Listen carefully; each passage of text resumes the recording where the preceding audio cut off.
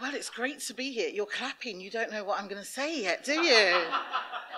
It's really interesting that, you know, coming out of London, I'm like, this is so good, because everyone always thinks everything is centred in London, and it's not. And, you know, I love coming to Wales. I'm just waiting for more offers, like, to be here. So that's hint, hint. And thank you so much, Julian. It's always wonderful to hear these accolades, but I want to be clear. I do not do things for accolades. I do them because they're right and it's what's needed. So I'm going to go through, I've got some slides. Oh, that's great. I've got some slides, magic, and I didn't even have to touch anything. So I've got some slides, and I'm just going to take you through, hopefully, about 20 minutes or so, and then we'll open up for questions. So any hard questions, I'll answer like a politician and avoid it. Anything that's easy, I will be my authentic, genuine self. So as Julian's already mentioned, I am the co-founder of UK BlackPride, but also the executive director of Kaleidoscope Trust. And Kaleidoscope Trust is an international LGBTI plus human rights charity that's based in the UK but works globally. And with that work, our work is about, you know, free, safe and equal, making sure that we're working primarily within the Commonwealth with the various countries that still criminalise LGBT plus people. So, do I do next slide? That's like a really nice picture. I'm just thinking, does it move? Yes. Okay, brilliant. So, over 67 countries around the world criminalise LGBT plus people.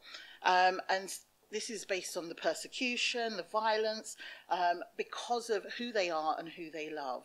And I guess for me, whenever we're thinking about that criminalisation, it cuts really deep because I am from one of those Commonwealth countries. I'm a very proud, out African, Ghanaian lesbian woman. And knowing that a country which I could not be safe in really does hurt. But of course, those on the ground, they are the ones facing it every single day. And I guess these laws that have been left there that criminalise LGBT plus people have been imported and implemented through Great Britain's colonial regime and have yet to be appealed. That's right. Great Britain needs to help repeal them. So I was told to turn my phone off, but I'm not going to name and shame who that was. Okay, so I guess the prejudice of the past has very, very real consequences for the present. And what we're seeing is such a backlash right now. And of course, there's hope. And I always say there's hope because I wouldn't be doing my job if there wasn't hope. And if I didn't find hope within myself to get up day in, day out to do this work, I would question myself, why am I doing this? Now, Kaleidoscope Trust was formed in 2011, and this was in recognition of those colonial laws. I like to call them colonial era wrongs that are placed in these countries.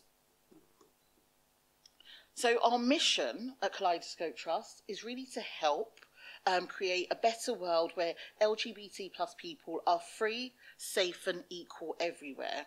We are part of a global movement which is fighting to uphold human rights for LGBT plus people, people that face discrimination, persecution, prejudice, violence because of their sexual orientation, sexuality, gender identity, gender expression, or sex characteristics. And we work in 3 distinct ways. So this is about supporting change makers. We work in partnership with LGBTI+. And let me just be clear, sorry, LGBT, and I don't want to carry on like I'm preaching to the converted, but it's so easy to get into acronyms and just obviously think everyone understands. So lesbian, gay, bisexual, transgender, the I is intersex, and often some people add Q, which is queer. Queer does not have legal ramifications in particular countries, so you will always hear me say LGBT plus or LGBTI, because those are the acronyms that actually have laws that criminalise our people. So that partnership for LGBTI plus activists and organisations is in 25 countries, mostly around the global south. Now, I've already mentioned that 67 countries around the world still criminalise LGBTI plus people. And within that, I would say, I believe there are 14 African countries within the Commonwealth that still criminalise, but 31 of those 67 countries happen to be African countries around the world that criminalise. So you can see the picture that's being painted. It happens to be mostly African countries and also the Caribbean, where we also call that Caribbean Americas. Okay, influencing political leaders. Part of our work is me sitting with high commissioners, diplomats, MPs, trying to help them understand the impact of these laws. And given that they are sodomy laws that Britain left behind, it's about making sure that the right amount of aid, resource and capacity goes into it. So the Foreign and Commonwealth Development Office, which is the FCDO, extremely helpful towards the work that we do. And we have many meetings to strategize, to understand how we're going to work on particular programmatic work, and they actually fund part of the work that we do in Commonwealth countries. We make those connections, I guess, between organisations and activists, and I like to say it's those who walk down the corridors of power. You know, if you walk down the corridors of power, it means you have some sort of influence or bargaining tool that you can use to leverage or to change legislation or to influence other countries which still have those sodomy laws.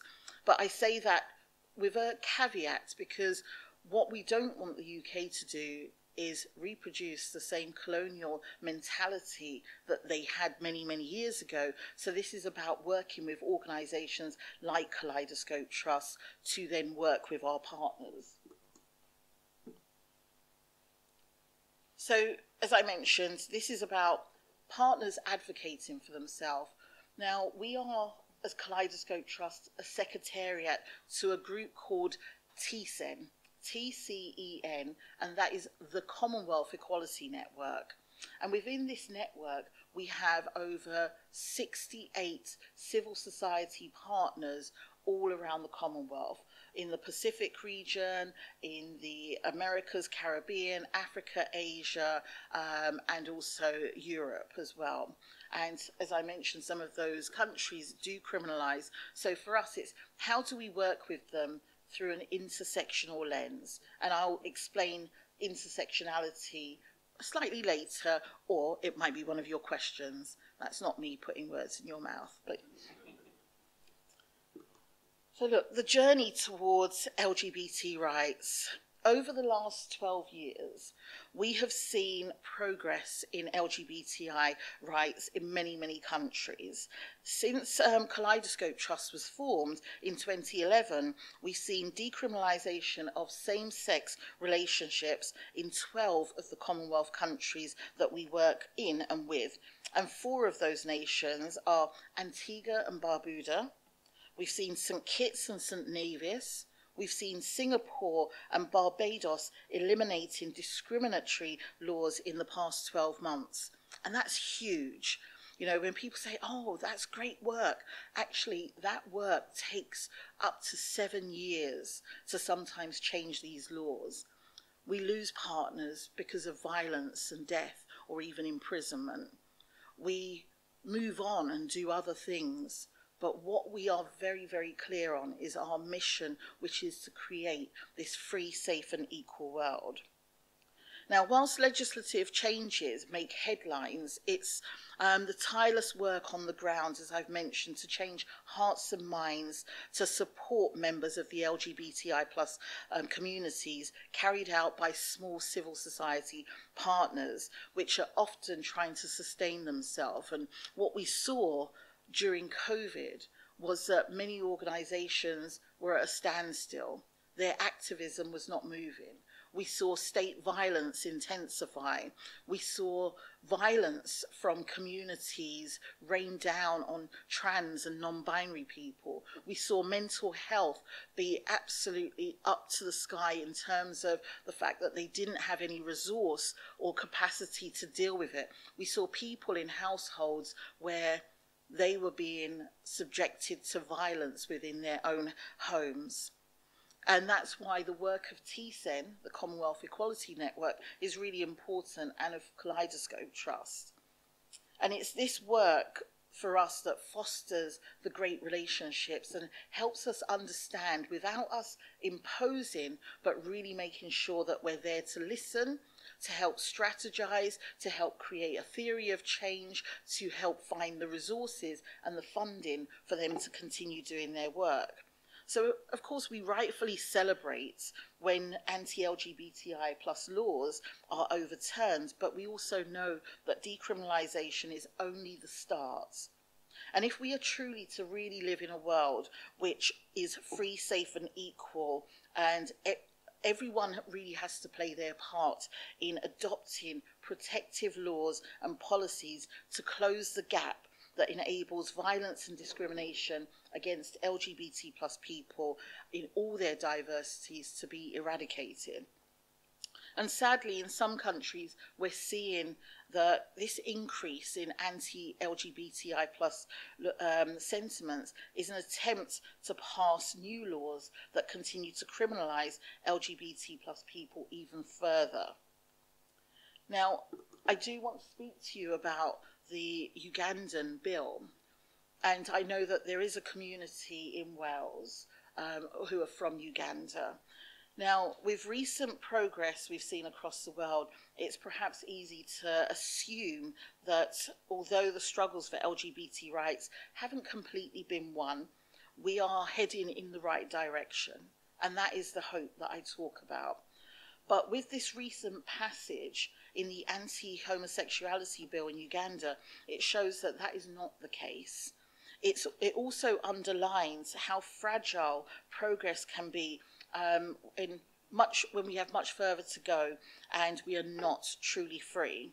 So I'm sure some of you in this room, or most of you, or all of you in this room, may have heard about the Ugandan anti-homosexuality bill, but just to summarise, Uganda already has a law and legislation that criminalises same-sexual relationships under those colonial era laws that I mentioned, which was retained during, I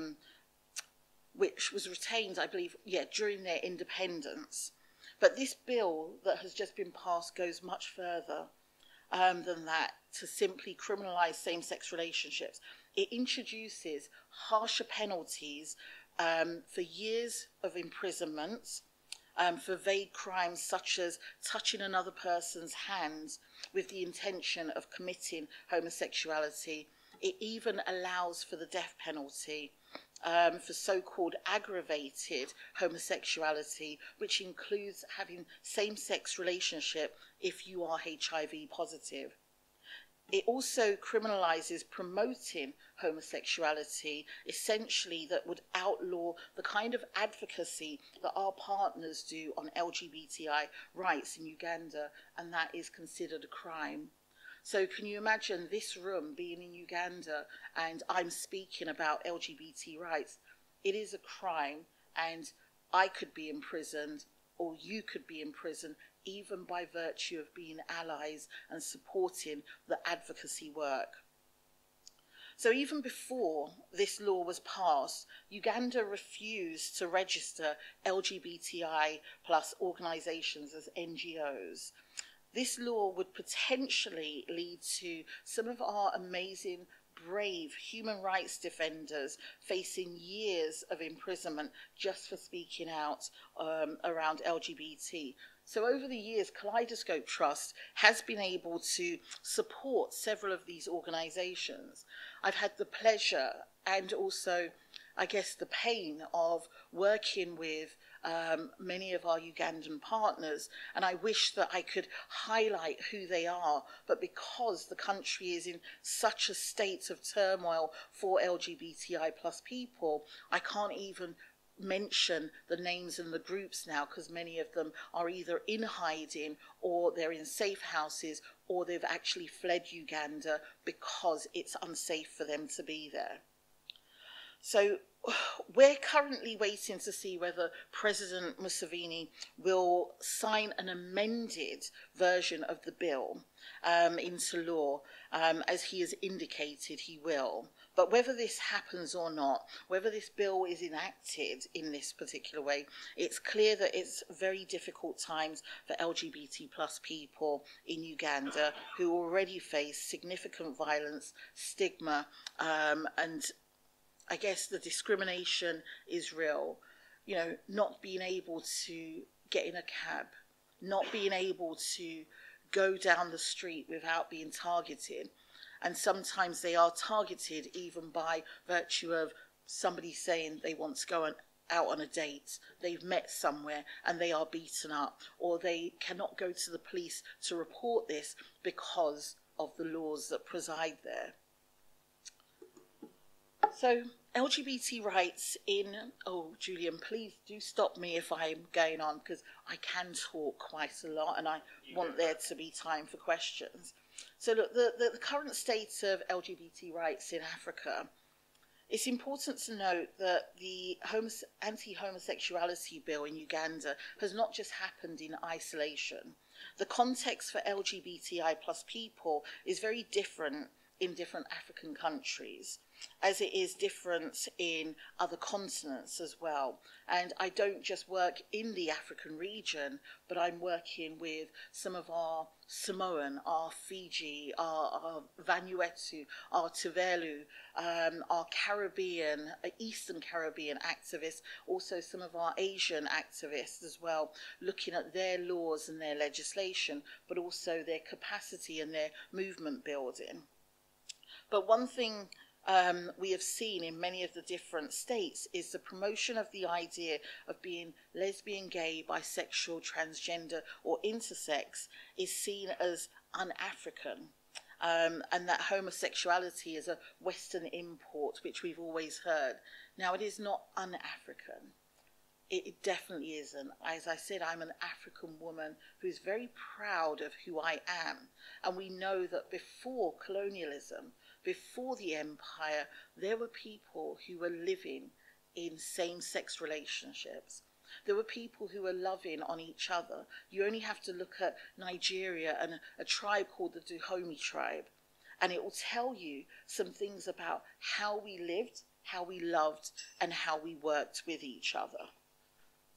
And of course, this is somewhat ironic considering that many African countries, the very laws that criminalise LGBTI people were imported, as I keep on mentioning, through colonial instruments.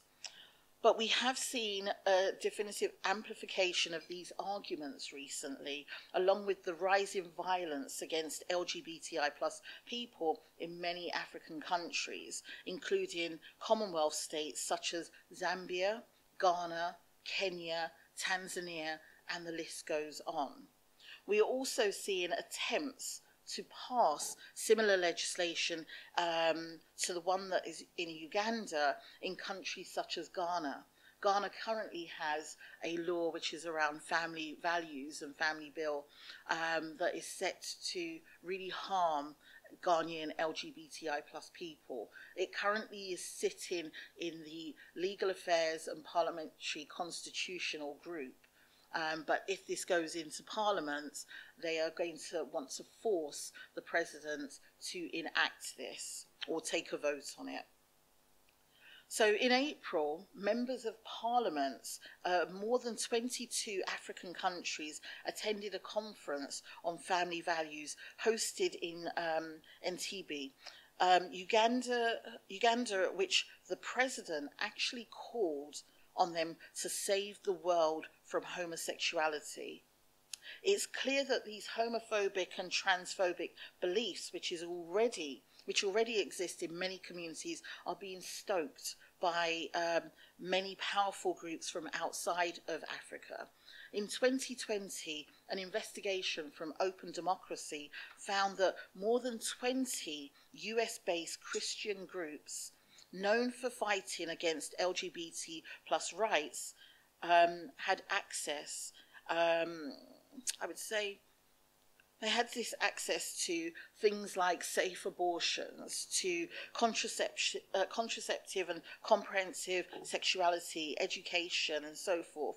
And they had spent over 54 million in Africa over a 10-year period, meaning that they were supporting organisations who could rise and bring the temperature up against anti-sentiments towards LGBT plus people.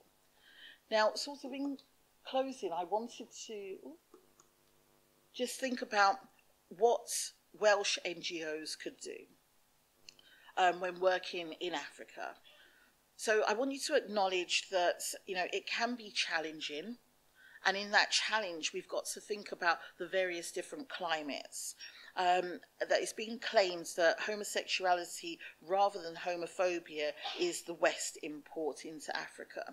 For organisations based in the UK to walk the walk and talk the talk between advocating for LGBT plus rights, we must not be seen to be part of the problem or to play a part in fictitious exports. And it's great to see a strong commitment in the Welsh Government about your LGBTQ plus action plan for international engagement, which showcases LGBTQ plus values and support in Wales and globally. And I know that many of you here will want to support and uphold that goal. I also know that it can be difficult for charities that are working internationally to navigate such complexities and the cultures and the beliefs that may conflict with your own values. But I always ask people, which side of history do you want to be on? And not just history, but her story and their story. So one of the things that we really are keen on at Kaleidoscope Trust is about taking that intersectional approach. And when I talk about intersectionality, I don't mean it as a buzzword or a synonym for diversity. I'm talking about the multiple layers of oppressions that impact our lives. So we could be talking race, class, gender, socioeconomic status. We could even be talking about environment from a climate-based perspective. So for us, we work on broad issues. For example, some of the same policies that prevent women and girls from having access to healthcare, their own bodily autonomy, financial independence, that often impacts LGBTI plus people. And the same policies, or the dearth of policies that we have, may also impact disabled people the way they would impact LGBTI people. So it's worth thinking and noting that Uganda isn't the only country that refuses to officially register pro-LGBTI plus rights as NGOs, because this refusal is broad-based. And the moment you stop allowing for registration of human rights groups, it means they cannot do their work. It means that we're silenced and unable to say anything on LGBT rights. So I guess I'm going to whiz through, and I don't know whether Julian was winking at me or whether it's time. Okay. We've got a couple of questions as well. Oh, have we? Okay. Oh, is this on that fancy thing, Slido? I don't have to do anything with it, right? Okay. So I think that, you can ask organisations that you might be working with on the ground, how do they want you to support? What can you do? Because the best thing to do with other organisations is to help strategize, not for us to parachute in and say, oh, we're from the UK, we can do this and we can help you here. It really is about asking, what do you need? How can I help you? What does resource look like? And I think it's imperative for you to ensure that you are not funding organisations that spout hate or that hate LGBT plus communities or discriminates against them. And finally, although there are some risks, if you are working in a particular country where anti-LGBT plus legislation is being passed or proposed, it's important that you do speak out, of course with permission. Don't impose what your values or your thoughts are, but speak on behalf of those who are unable to speak. And I guess I will leave it at the point of, we do need to think very carefully. I always talk about an injury to one is an injury to all. And the work that we may be doing domestically and locally actually also has an impact on the communities we serve. And many of our communities are not here as their first country. They have fled here, either from either claiming asylum, or they're refugees, or they're migrants. So we do have to think deeply. We do have to understand different cultures, and we have to make sure that we're not complicit in this hate towards LGBTI plus people. So thank you so much, and I'm ready for your questions. Yeah.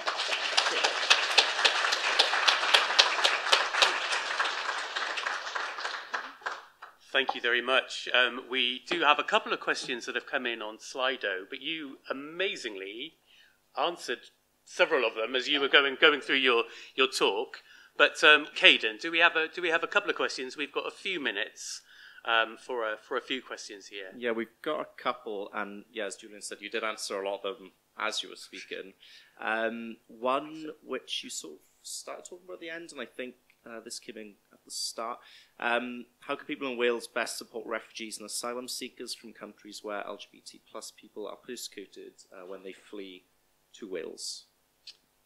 I mean, I'm not sure of how many organisations are working with asylum seekers and refugees, but try and find those organisations and support them. Ask them, even if you want to volunteer, because sometimes being a great ally is not only about the money that you put in, but it's about the resource and the time that you can spend to amplifying an organisation. I think there's a group, but it's based in London. It's called Micro Rainbow, and they do some amazing work with asylum seekers and refugees. But do find out, make a list, an almanac, or whatever that may look like, your own yellow pages of refugee groups and asylum seeking groups that you may be able to support. And do it with intention. Don't do it for praise or a pat on the back. Not saying that's what people will do. Another one we've got is, how would you like to see people in Wales support your work in campaigns at Kaleidoscope? Okay. So I said it's not all about money. In this case, it is. But look, I think supporting organisations like Kaleidoscope Trust is, you know, we can all be advocates and advocate for change, or be activists in many different ways. It can be from signing up for a newsletter. It can be donating on a monthly basis. It can be sharing our stories on social media and those of our partners, highlighting the plight and some of the challenges that our partners face. And I would also say, you know, just being in this room, being able to speak to you, you know, if you've taken a picture and it's my good side, please post it up and say, you know, you heard somebody from Kaleidoscope Trust talk about the work that they do. Great. We've got a couple coming in specifically about Uganda. So it's basically around how can people support their partners in Uganda. Are there any safe spaces in Uganda? Can people work maybe with their partners from neighbouring countries such as Kenya? Yeah. Yeah, so at the moment, the organisations, the LGBTI plus organisations that we work with are not receiving emails. Their websites have been taken down because of fear of what's happening. But you have a group in Kenya that's supporting them because that's how money's being routed through, which is called UHI. And I'm happy to circulate UHI's details afterwards and any other organisations on the outside of that we work with. But unfortunately, we're not giving out details of our Ugandan partners that you can reach. Also, we don't want money going directly to individuals in Uganda, which can spark any sort of, notice that they're receiving funds to be able to advocate for their rights. I think that's probably it. Is there anything final and burning? In the room? No. Wonderful. I think someone's got their hand up. Oh, a hand up. Do we have a quick question with a hand up? Hello, Jane.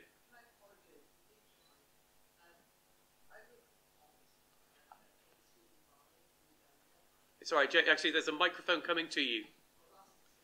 1 minute, please, Jane. I see John's gone very pale. Very quickly, I work with PONT that has community partnerships with Mbali in Uganda for over 20 years. We're very proud.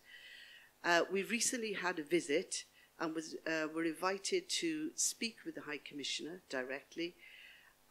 She raised this, or we raised it, to ask for her advice, and she identified it as one of the key issues. During our visit, I won't go into the detail because I don't want to put anybody at any risk. Mm-hmm. But let's just say in one of our exchanges with a very large group of Ugandans, this very issue came up. And I was thrilled to see that by a quiet, reasoned and considered conversation, they understood our concern for human rights. We used the word human rights, deliberately not mentioning this. And they did modify what they were about to say when we were present. So we are very, very thrilled to see that sometimes you can influence things, but it has to be based on friendship and a complete understanding that we are not there to tell them what to do. We are there genuinely to make lives better for our friends there. But it was identified by the High Commissioner as a key thing. So my question to you is this. If we go out to the villages and so on, how could we best phrase that conversation? It was a long lead up, but that's my question. How can we phrase that conversation? We tried human rights, but is there anything in your experience that we could use to phrase that conversation on the ground? Yeah, thank you, Jane. And you're absolutely right. This is about sometimes those bilateral conversations that people don't get to hear about or see. And if you are in the position to be able to influence those, as I mentioned, that hold power and privilege in those spaces, you can gently nudge and say, is there any way that this can be raised with groups or member states that are part of CHOGM? CHOGM is Commonwealth Heads of Government, and this meeting takes place, although it takes place twice a year, they have member states that are part of it. There's also another member state body which is called ERC, that's the Equal Rights Coalition, and there are about 21 member states that are there. There are also friendlies in that room that are able to have those conversations, so the voices are a collective voice and not one that is berating or pointing the finger, because what many people don't realise is that Africans are very proud of their country. They are very proud of where they're from. So no, they do not want to be told, how dare you have these rights that are impacting. It is about conversations. And then just lastly, there's another piece of work that happens alongside this, and this is about the economic arguments. So in Kenya, there's a report that's come out through Open for Business, and it makes the economic business case about human rights and the impact on LGBTI plus people.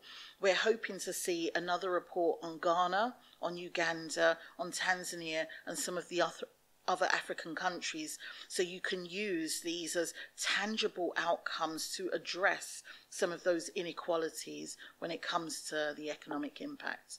I hope that was helpful. Wonderful. Thank you very much. Thank you. Thank you for having me.